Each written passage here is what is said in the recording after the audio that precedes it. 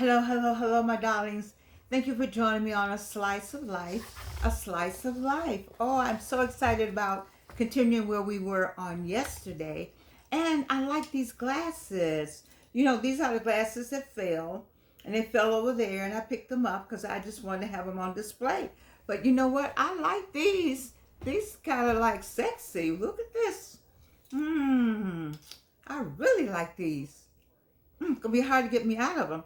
So anyway, I hope you subscribe, and I hope that you like something I have to say today. I understand. Let me make sure I'm clear. I sent a message. Let me make sure I'm clear. You know, you're not supposed to be jealous. You're not supposed to be looking at other people's stuff. But I have 400 something episodes, and I think I'm saying something. I think I'm saying something that makes sense on them. But here are these two guys, happen to be two white men, who have 50 episodes of their podcast, and they have something called Second Act with Purpose, which is what I'm talking about with you, your second act, your second time around. I have a book called The Second Time Bride. My whole premise for what we're doing here is to get you on the second side because you have so much life to still live. You know, when you retire at 62, you still got years to live, many, many days to live.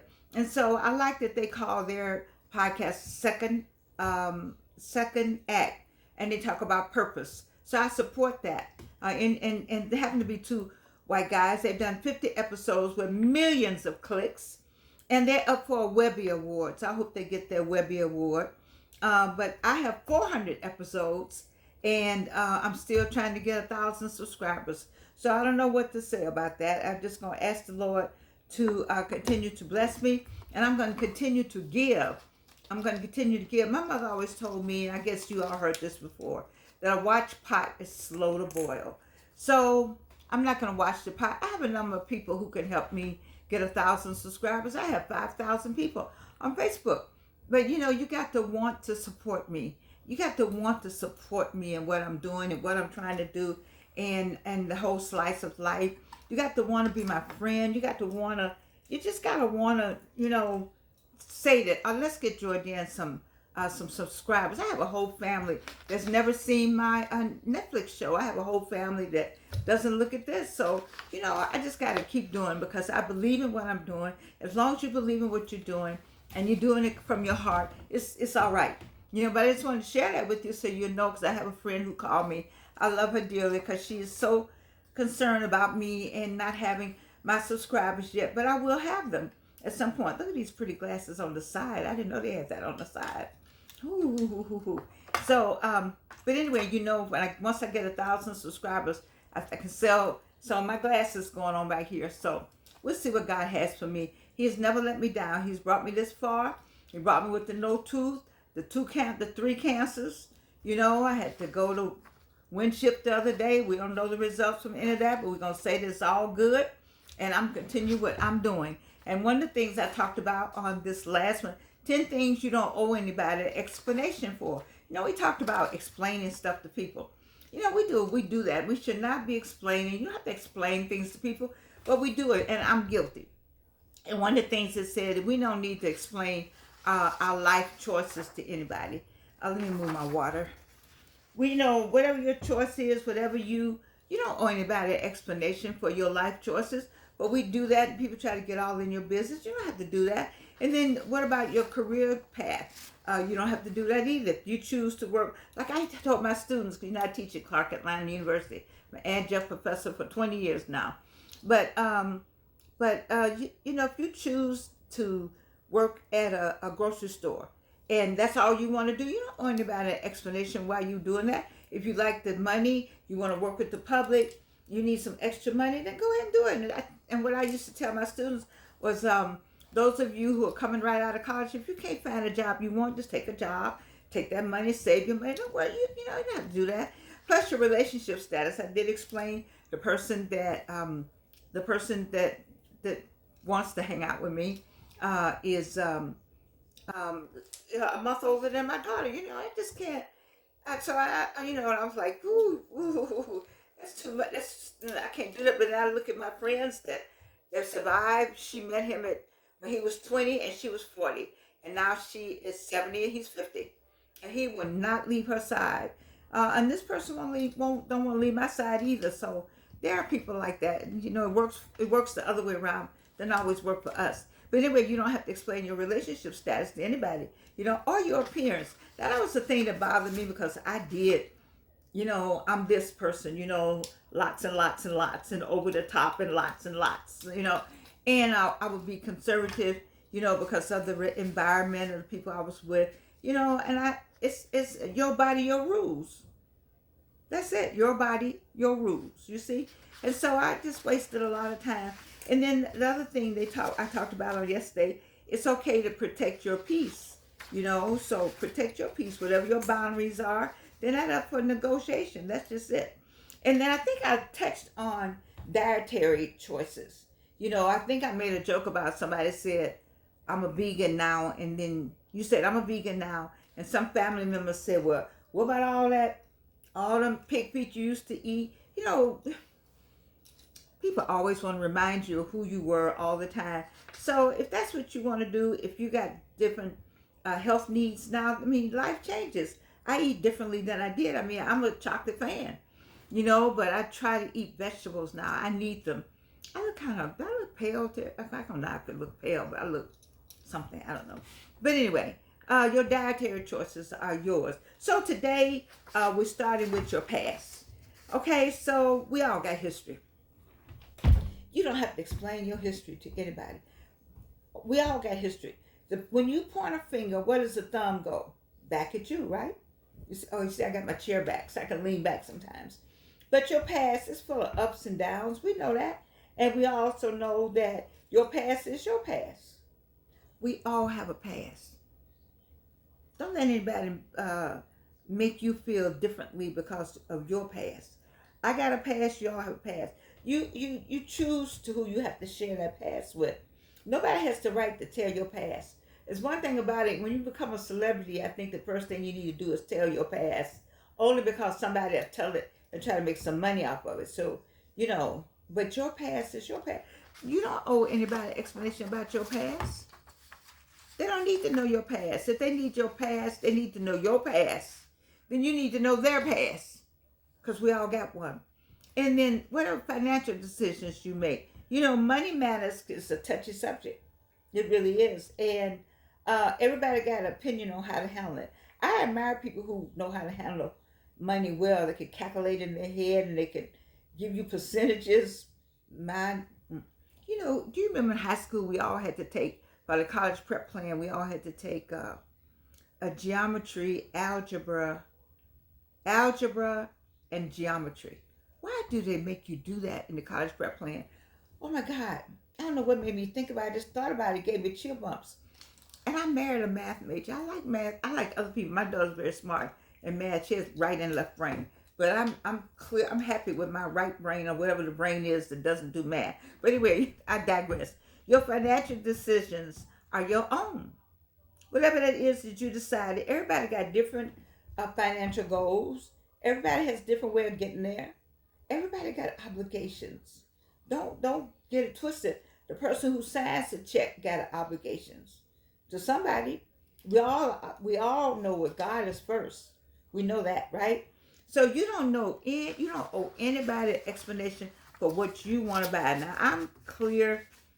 People know I buy on sale. I'm a sell. But if I had the money and I saw it and I wanted it, guess what? I'm going to buy it and I'm not going to ask you what you thought about it at all. I remember my daughter wanting a dress for high school. And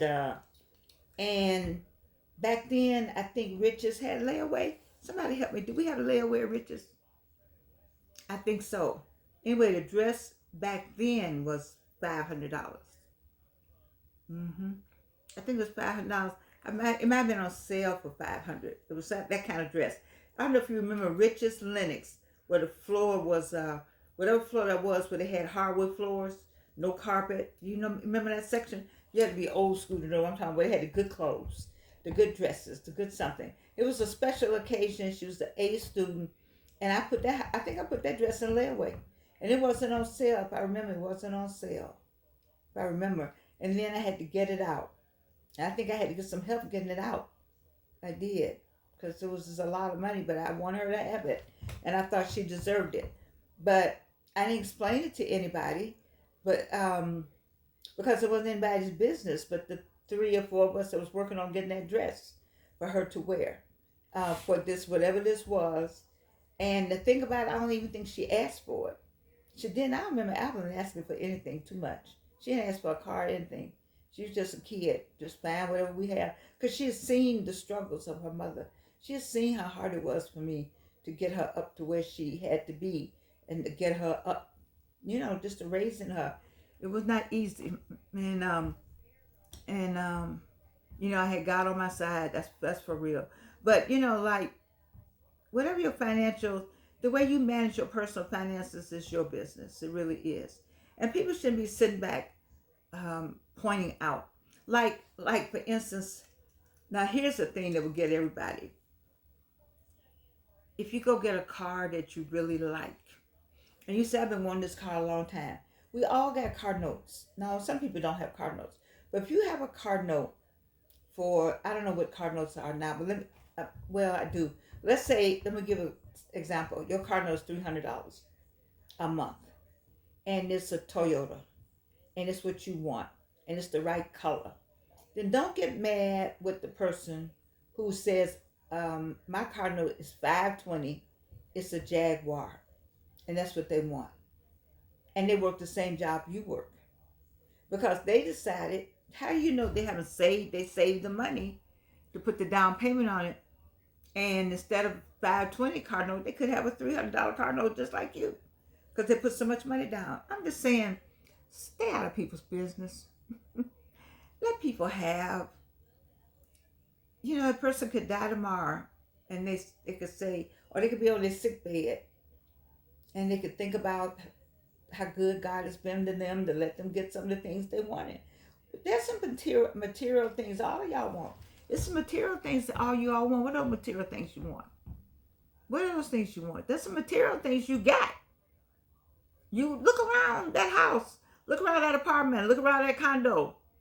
Look around. You know there's some material things. Look at what you got on. And you'll know there's some material things that you wanted and that you like. Ain't nothing wrong with that. But get out of other folks' business. I don't owe you an explanation on why I want to wear this top like this. I don't owe you an explanation on why I got this pin on right here. I don't owe you an explanation on why this eyeliner is on my eyes. I don't owe you an explanation about the too. I could kept going. It's just that isn't me. And I didn't want anybody to come to the slice of life new and say, oh, she a raggedy mouth woman. Why is she raggedy mouth? Because I had cancer 3 times. And you can figure out the rest of it. Just figure out the rest of it. It's a health thing. But I'm working on it. And I do love you. So what's the next thing? Your personal style. Oh, your parenting style. Ooh, child. Don't tell somebody else about their kid. Politics, religion, and how to raise your kid. Stay away from those subjects. Get out of it. Get back. You don't get in that. You don't need to explain why you're raising the child this way. Because that's your child. You carried it 9 months. And mothers are the first to say, I carried you 9 months. I carried her 9 months. I carried him 9 months. We all know what those 9 months are like. Okay. So but most of us parents, we were doing the best we could. There's no book that they got all these parenting books. When they put that baby in your arm, hear your baby, parenting skills start right there. All of them you didn't have, you got to go back to your mama, your dad, your cousin, your auntie, whomever raised you. But the first parenting skill is to love. You're going to love that baby. And then it's not anybody else's business about how you raised it. The only time is if you see abuse. Now, if you see abuse, then it should be reported. And abuse needs to be the abuse that's not subtle, but just abuse, unfortunately. Unfortunately, we have a lot of that. I do not understand how you can bring a child in the world and treat it badly. If you see something like that you do have to step in for the humanitarian part of it. For the kids, the child doesn't know. the child will still love that parent because that's the parent that, okay, it might have sucked on the breasts of that parent. So it's hard, it's difficult. But your parenting style, what works for one child might not work for another. But when it comes to parenting, you don't need to explain it to anybody. So don't explain that. You don't have to explain that. And then your self-care routines. So I don't think you need to explain it. Sometimes I'm glad I had a friend tell me today that I need to eat. I need to eat better, and I do need to eat better. But better doesn't always work for me. You know what? I need a cook. I need a person who can cook, who can get me. I can cook, but some days I don't feel like it. Some days I just don't feel like it. Some days I just want to go get that styrofoam or have it brought to me with the greens. Like I would love to have vegetables every day. When I decided I want them, I could just go and get them. So they have something like that called, what's that? Those services. But I don't trust those services. I don't want that. I don't want that. I want fresh. I want to know more than where it came from. I don't want it to come out because then they'll put out batch number 228 has summer something. I don't want that. I don't want that. But you don't owe anybody an explanation. That's what we're talking about. You don't need to tell anybody about your self-care, how you taking care of yourself, unless it's a good friend that's trying to help you. Like person was trying to help me think about eating better, eating more vegetables. I would love to have vegetables every day. So somebody said, you can cook them every day. I don't feel like cooking them every day. I don't want to do that. I want to be 80. Maybe people cook at 80. I don't know, but I want to be, I want the stuff just to be in there. I'm pointing like Y'all guess you figured out the kitchen is that way. I wanted to just show up. The greens and the cornbread and the candy yam. I wanted to just show up. Sometimes I got into a cooking spree one time. And it was fun. It's fun to cook and share. I think it's not that fun to cook for myself, by myself. Sometimes. It's just too much and I have a lot going on over here. I have a lot. This is my 60th anniversary out of Spelman College. Whew, we have a lot. Our leader, Dr. Annie Cheney Jones, Soror, Delta Sigma Theta Sorority Incorporated, is our leader. Do you think we don't have a lot to do? Trust me, she is very good at planning and implementing and making sure we are on point in a classy way. So this is our classy Spelman event we're having on Friday and one we're having on Sunday and just getting people involved. I think she's done so well that we probably have one of the largest number of people coming back, classmates coming back at this age. Because everybody's on, we only have one person that's 79. She may be 80 by the time we have the reunion in May. And remember, we came to school at 15, 16, and 17 years old. We were the group of women that marched with Dr. King. We're the last living group of people. You see, so I think she got a big number of us coming back. But we all worked with her to help get this 60th anniversary out of Spelman to be something memorable for us. Having digressed like that, I need to remember to say to you that your self-care, I moved off the self-care routine, is your routine. So you have to rest and rejuvenate and replenish your energy. But I don't know how to tell you to rest, but to say rest. But I can't tell you what to do to rejuvenate. You got your own ideas. It's not anybody's business. If rejuvenation for you is somebody passed by and see me standing at the mailbox twiddling my thumbs, that's my form of rejuvenation. You don't know what my form is. What is your form of rejuvenation? What is your form of rest? What is your form of self-care? How do you get your energy back? I drink a lot of energy things, so not the kind that you drink, but black seed oil tea will give it to me, or graviola tea will give it to me. I don't do a whole lot of other things, but I do those two things. And I think they have helped me besides this. What did I tell you about this? It controls everything else. And it's a mental state. It's a mental state you have to be in order to rejuvenate yourself and have the self-care. People misunderstand and sometimes even stigmatize you for how you do your business. I don't understand how people stigmatize and get on the phone and say, did you see, did you hear, did you know? about all these things that I've talked about, the 10 items that I've talked about. But you don't owe anybody an explanation of anything, or how you take care of yourself, none of the above. And finally, you should embrace your autonomy. Oh, yeah, I embrace mine. Live your life authentically. I live my life authentically more than I've ever done before because I don't have anybody. First, this hair thing. We're not even talk about this hair thing. It's subject to come off. But I don't have anything else I like right now. Anyway, you have to live your life. You don't have to justify how you live your life. You don't need to justify how you live your life. I need to say that, Reno, for the people in the back. You don't need to justify how you live your life. South Africa, you don't need to justify how you live your life. Go ahead and get that plan going that you're not doing. Okay? Great Britain, you don't need to justify how you live your life. If you want to get you some fancy stuff, you want to wrap your head, whatever it is you want to do over there in Great Britain, you need to go ahead and do it just for you. Because who's going to be in that coffin? I want to know. See, when you do all this, you need to ask, who's going in the coffin with me? If you can't think of anybody going in the coffin with you, then why are you concerned with what they think? I always ask, look at the coffin in your mind, then figure out who's going in there with you. Is that person going in there with you? Then why are you answering to that person? Why are you not doing you?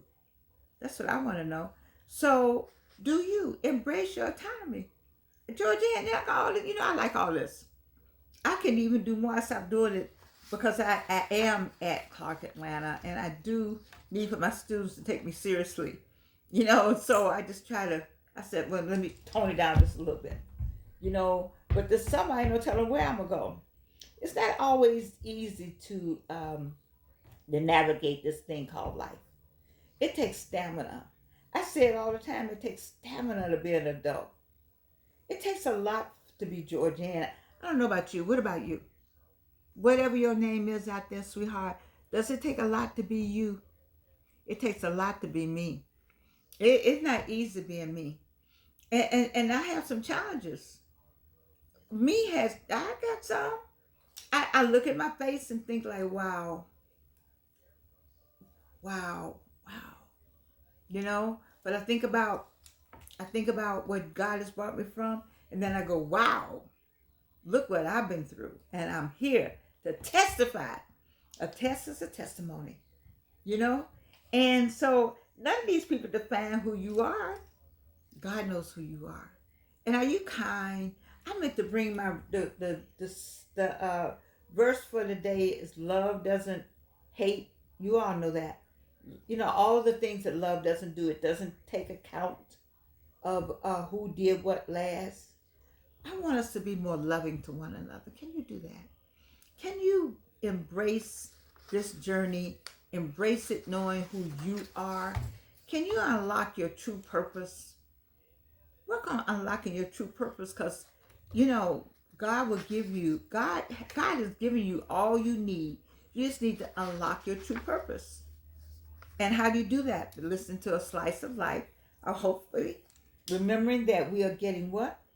Older, but not getting old.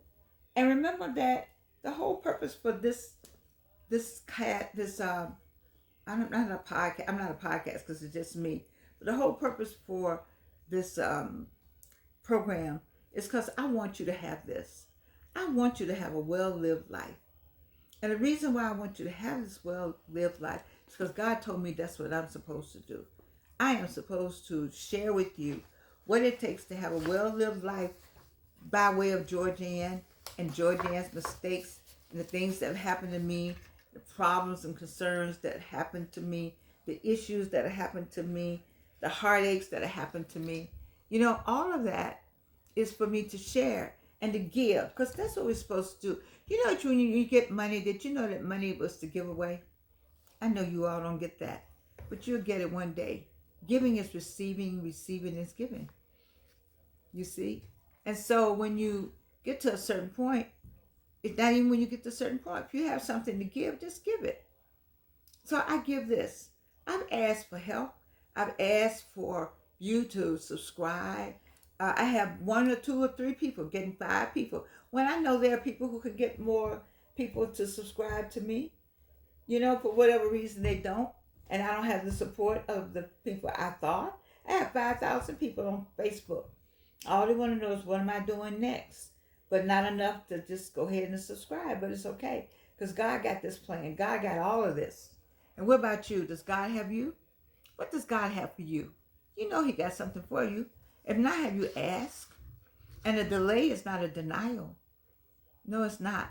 Just so anyway, in conclusion, I want you to remember those 10 things that you don't owe anybody an explanation for. Quit trying to explain stuff to people. You don't need to explain anything. I'm going to go through them again before I go. Your life choices, your career path, your relationship status, definitely not. Your appearance, definitely not. Your personal boundaries, it's okay to protect your peace. Your dietary choices, why are you explaining this stuff to people? Your past, you definitely don't owe anybody anything. Your financial decisions are all yours. Your parenting style, that's all you. And your self-care routines. Embrace your autonomy. Enjoy it. And know that God is good all the time. All the time, God is good. But one thing you do know, right? What's that What's that? This. All this controls this. But what else you know? I love these glasses, man. Right now, I feel like I look like my mother a little bit in these glasses. If I said she was a pretty lady, you're going to say I said I was pretty. Anyway, she was. I love these glasses. I don't know if y'all going to be able to buy these. Oh, no. These going to be mine. Is that something that kind of look like it got a little red in there for Delta Sigma Theta Sorority Incorporated? Ooh, mon Dieu. Okay, I love you, and you can't do anything about it.